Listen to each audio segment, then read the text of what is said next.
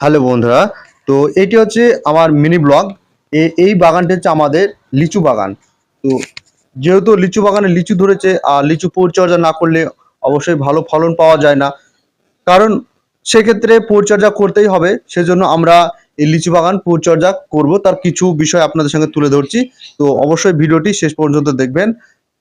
আমাদের এই লিচু বাগানে স্প্রে দেওয়ার জন্য আমরা একটা নতুন মেশিন কিনে আনেছি। তো সেই মেশিন দিয়ে আমরা ফার্স্ট টাইম এখানে লিচু বাগান যে পরিচর্যা করছি সেটায় আমরা কিছু স্প্রে দিচ্ছি। তো আপনারা সঙ্গে থাকুন, দেখতে থাকুন। এবং এই যে লিচু বাগান, কারণ লিচু অল্প অল্প আস্তে পাকতে শুরু করেছে, কারণ যদি কোনো স্প্রে না দেওয়া যায় তাহলে দেখা যাবে সেই লিচু গালা নষ্ট হয়ে যায়। মানে অনেকাংশেই দেখা যায় লিচু নষ্ট হয়ে যায় এবং লিচু গালা ফেটে যায়, ও কোনো কোনো লিচু শুকিয়ে যায়, অর্ধেক শুকিয়ে যায়। সেটা রোধ করার জন্য আমরা স্প্রে দিচ্ছি।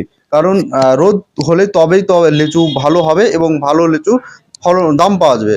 তো আমরা আহ, সেটা মেনে, যে শরীরের সুস্বাস্থ্য মেনে আমরা সেভাবে আমরা স্প্রে দিচ্ছি, কারণ কোনো ক্ষতিকারক কিছুই আমরা স্প্রে করছি না। আমাদের যে নতুন মোটরটি কিনে নিয়েছি, তো এখানে আমরা কিছু জলে গুলে নিয়েছি এবং এই যে স্প্রেটা, এই মেশিনটা আমাদের একদমই নতুন। এবং এই মেশিন নিয়ে আমরা এই স্প্রে দেওয়ার জন্য প্রস্তুত হয়েছি। তো আমরা সমস্ত কিছু গুলে নিয়েছি জলে, আমরা এই গামলায় গুলে নিয়েছি এবং সেটা আমরা মেশিন দিয়ে স্প্রে করছি। তো শেষ পর্যন্ত আপনারা দেখতে থাকবেন ভিডিওটি কেমন লাগছে। দেখতে পাচ্ছেন অনেক অংশে লিচু কিন্তু আমাদের লাল হতে চলেছে, মানে অনেকটা লাল হয়ে গিয়েছে। তো সেক্ষেত্রে আমরা এই সময়টা একটা পারফেক্ট সময়, যদি আমরা একটা ছোট্ট করে পানিও স্প্রে দিই না, তাহলে লিচুটা একদম সঠিক থাকবে। এবং অবশ্যই পানি না, কিছু আমরা দিয়ে থাকি সেখানে, জানে লিচুটা নষ্ট না হয়।